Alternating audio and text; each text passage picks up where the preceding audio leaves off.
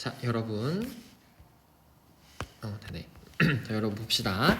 우리 SELC 토주 오답노트 어떻게 하는지 물어보는 친구들이 좀 많이 있는 것 같아서 선생님이 영역별로 오답노트 어떻게 하는지 영상을 촬영해서 공유해 줄 테니까 여러분들 이거 꼭 보시고 어떻게 하는지 한번 살펴보세요.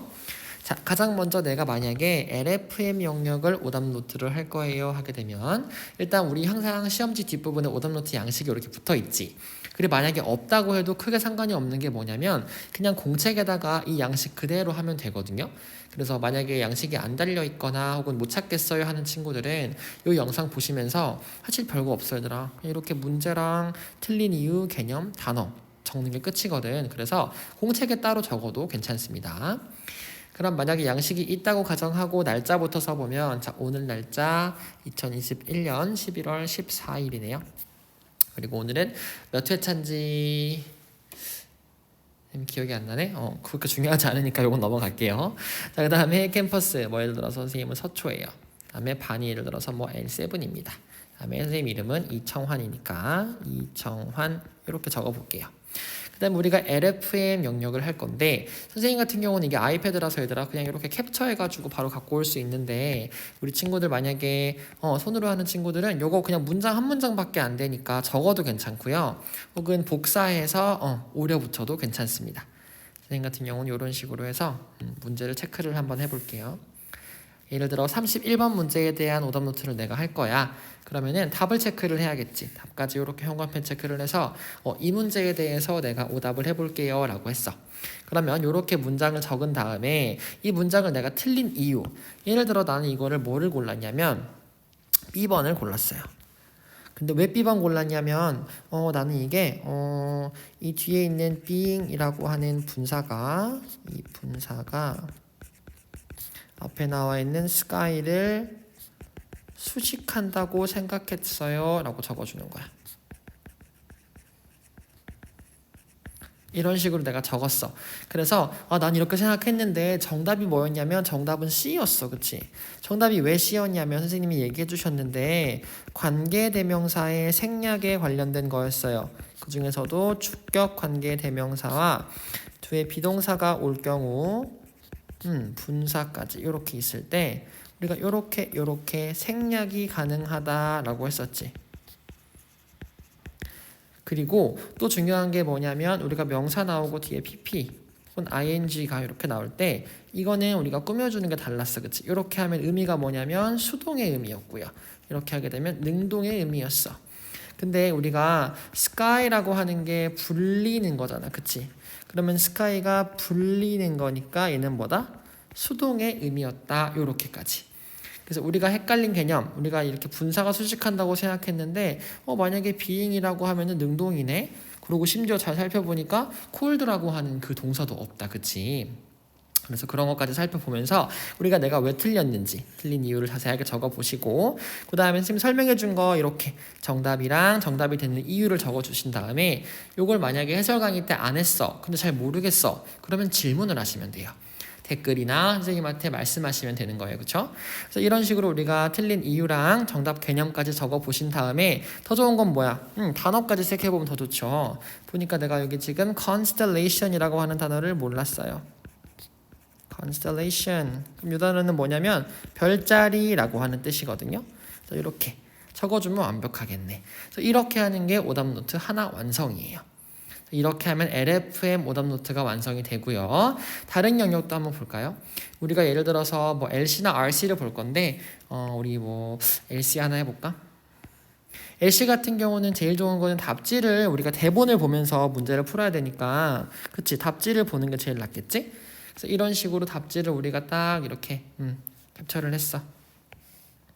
아이고 자, 이런 식으로 예를 들어 복사해서 붙인다고 생각하고 자, 그럼 여기도 마찬가지로 우리가 날짜는 똑같이 적어줄 거니까 11월 14일이고요. LC 영역을 할 거예요. 그쵸?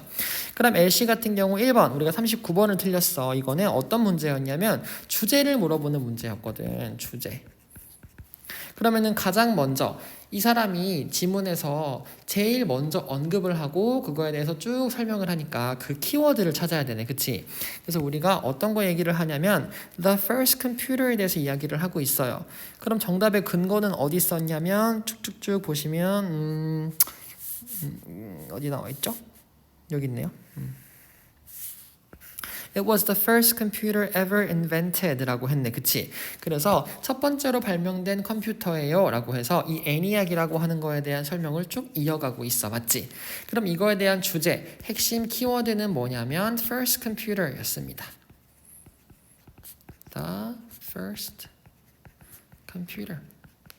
이렇게 적어주시고 요거 같은 경우는 꼭 내가 틀린 이유 문제 개념 다 적을 필요는 없겠지.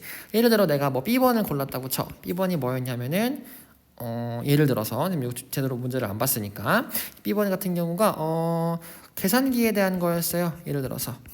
근데 계산기에 대한 주제가 아니고요. 얘는 뭐였냐면 정답이 예를 들어 A였는데 계산기는 잠깐 언급만 됐단 말이야. 여기서 보시면 여기 계산기는 잠시 언급만 됨. 왜냐면 얘는 지금 컴퓨터의 무슨 능력? 계산 능력을 비교하기 위해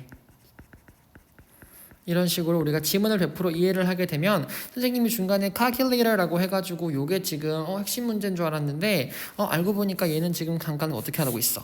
그냥 much more powerful 어떻게 비교하고 있어요. 계산기가 훨씬 나아 얘들아 이런 식으로 그치? 그래서 이렇게 비교하기 위해 잠깐 언급만 한 건데 요거는 우리가 주제가 아니었어요 라고 얘기를 하는 거겠지. 됐어요?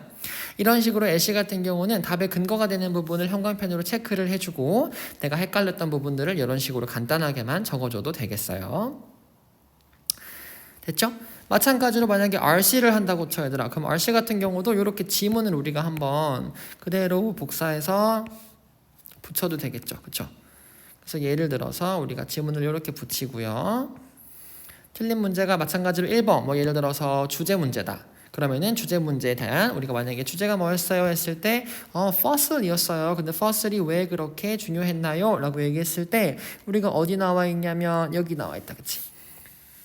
이 fossil이라고 하는 것은 상태가 어떠느냐에 관계없이 그 지구상에 살았던 생명체에 대해서 a great deal of 굉장한 양의 정보를 배울 수 있기 때문입니다. 라고 얘기했기 때문에 여기만 봐도 우리가 어떻게 해?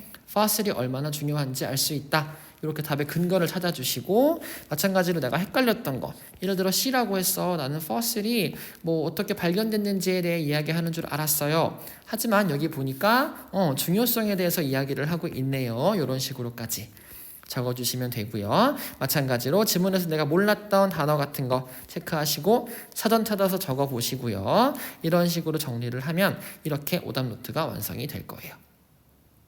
됐죠? 그래서 우리가 LFM이나 LCRC 이런 식으로 우리가 오답 노트까지 해보는 방식을 연습을 해봤습니다. 이 영상을 앞으로 참고해 주시고요. 항상 오답 노트 할 때는 이렇게 꼼꼼하게 해서 찍어서 담임쌤께 인증해 주는 것까지 잊지 마세요, 여러분.